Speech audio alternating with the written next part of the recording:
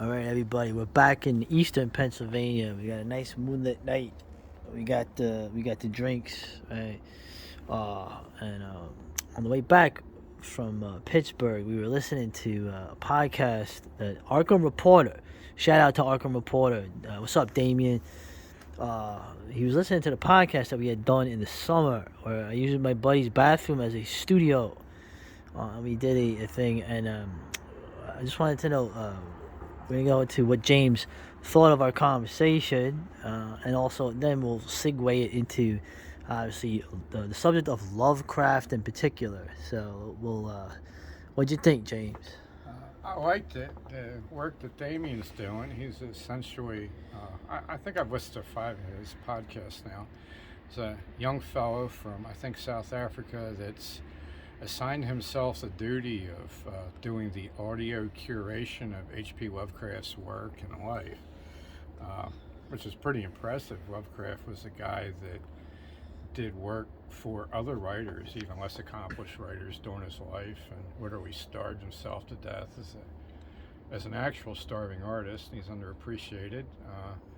Recently, I imagine his work has fallen into the hands of nefarious actors, and Damien seems to be on the spear point of salvaging Lovecraft's legacy from full spectrum emasculation. I mean,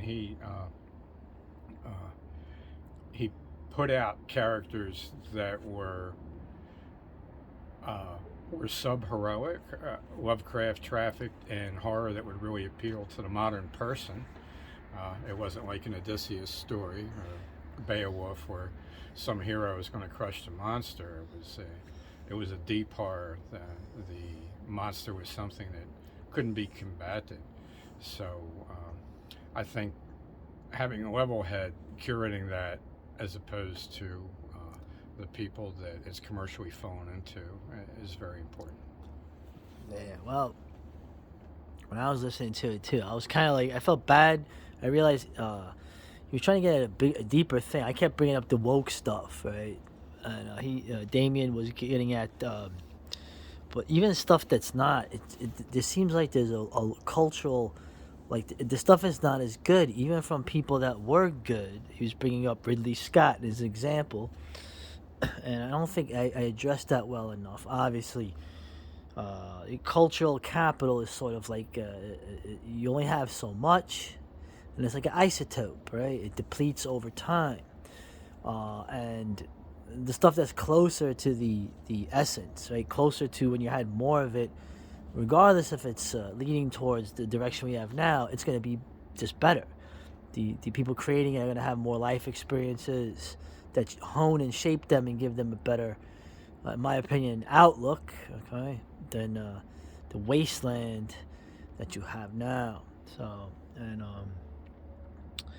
and in terms of Lovecraft too, I mean, in terms of James, I mean, you were one of the guys. I remember you said like Howard, like Robert E. Howard, H.P. Lovecraft were like prophets. Okay, they were sort of in different ways. They were prophets. Obviously, Lovecraft with the cosmic, the metaphysical, almost philosophical horror of almost a meaninglessness to the universe, where we are nothing. And Howard had a much different tact, a more heroic but pretty cynical view of it. I mean, there's never, when you read Howard's stories, whether it's Conan, Bram McMorn, any of these people who are fighting against the dominant paradigms at the time, there's never any question like, oh, Conan is going to win and overthrow the whole system.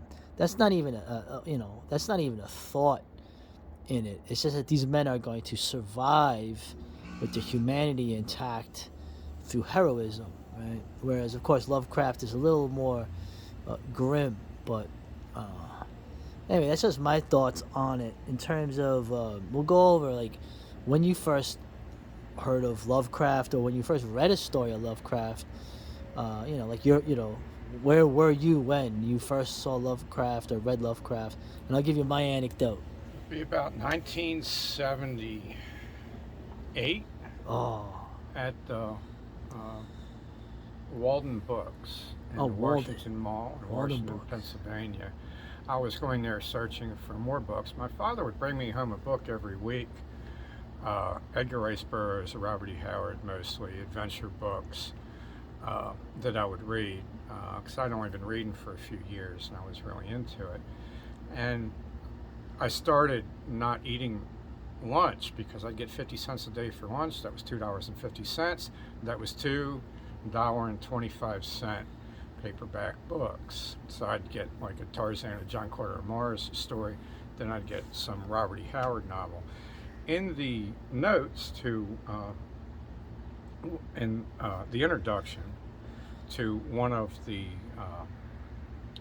Robert E. Howard books, it was noted that he corresponded with H.P. Lovecraft. And H.P. Lovecraft was a different type of writer that did horror. He worked as an editor for other writers. He's part of a circle of people, including Clark Ashton Smith. He was probably the best writer of the era. Yeah. Better either than Howard or Lovecraft. And I would not read one of Lovecraft's books until much later in my life. What I read was his introduction to one of Robert E. Howard's stories that he wrote promoting Robert E. Howard. They were pen pals, they were friends by mail.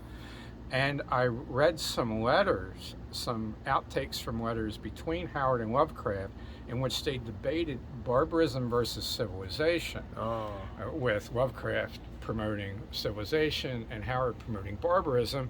So Lovecraft is this New England impoverished aristocrat, and Howard is this impoverished Texan, that I think was born in Mississippi or something, that was really from a frontier family. They tragically never got to meet. They made an attempt in New Orleans one time. But the thing that I thought was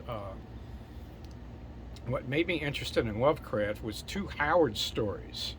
One of them, which did not get bought by Farnsworth Wright, the editor of Wheeled Tales. That was The Veil of Lost Women, in which there was a Lovecraftian monster, a cosmic horror from across the abyss, that first of all shattered sanity, which Conan ends up defending a woman that he had wronged from this monstrosity.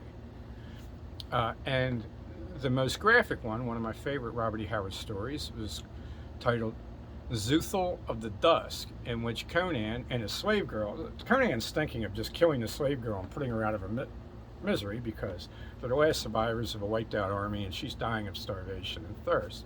And then she sees the glimmer of a city in the distance. They go there, and there's this ancient race of people that are drunken on drugs and they're decadent and they're all into sex and the best foods and everything. And when they run into Conan and his slave girl, the males and females just want them for like erotic companions. But there's a god that lives in the basement of this city that's a walled city. It's almost like a mall, okay? And this god was heavily influenced by Lovecraft's mythos. It's basically a giant frog with tentacles that's always in the shadows. And it's coming up. And it was probably the Conan character's most violent challenge. And I'll get to the story that Robert E. Howard put Lovecraft in, but in that story, Howard put his uncle, basically Conan was based on a combination of Howard's uncle and Nathan Bedford Forrest, who was a general that Howard's uncle served under in the Civil War. Forrest, yeah. He put him in a Lovecraft story and almost had him killed. It's like Conan's closest call was against the Lovecraft frog tentacle monster. And then Howard ends up putting Lovecraft into one of his stories, which becomes Howard's only televised horror story, which I thought was very interesting. I personally read Lovecraft, a Lovecraft story in the 80s, but before that I was playing Dungeons and Dragons, and after the Dungeon Master's Guide, the Player's Handbook, and the Monster Manual, the fourth manual that TRS put out was Deities and Demigods. It is now a huge collector's item amongst Dungeons and Dragons players because they put in the Cthulhu mythos and they didn't get a copyright from Arkham House. That's right. So it couldn't get reprinted. So there's only the original printing. I gave my original to my stepbrother Ron. Okay, who knows what happened to it? Hopefully, got some money for it. But when I read Lovecraft in the '80s, I was still in my 20s, and I was such an adolescent reader. I I had slim patience for intellectual horror and the passive, observant protagonist. Right. You know, I read my first Lovecraft story and I was like, couldn't somebody give this faggot a chainsaw? Oh, You know what I mean? oh, So I'm more of like a demonetized. Howard reader, but the point is, Howard got a lot of his horror inspiration. He effectively got a letter agreement, a letter handshake license to use Lovecraft's horror scheme as the background of his own horror. Yeah, yeah. Which really worked because Howard's stuff was about these ancient decadent civilizations and their sorcerers manipulating people. So the type of monsters in the background, the cosmic horror, really worked for Howard, even though the writing style and the dynamics of the stories between Howard and Lovecraft were essentially opposite. Lovecraft's deep horror cosmic mythos served him and his opposite, which was Robert E. Howard. Yeah, well, like I said, I always take the cosmic horror stuff. I mean, extremely metaphorical, extremely metaphysical. Okay, to me, there's no question that the Call of Cthulhu and the stuff he did later, particularly when he got away from the Poe influence, it was about our world. It was about our society. America was already declining in his eyes as a sort of a man out of time. You know? And yeah, they had agreements. I mean, Lovecraft gave his blessings for people to use his deities and to use other deities in the same scheme. In so many stories, especially some of the younger writers. But yeah, that's interesting. That's interesting. My favorite story was The Mountains of Madness. Oh, the Mountains of Madness. Well, that's the famous one. The one that was, what's that guy's name? The Weird Tales guy, Farnsworth, right? I believe it was him. He was like, oh, it's too long. I mean, that's like his what they say, magnum opus. I don't even know what that means, but I know what it refers to.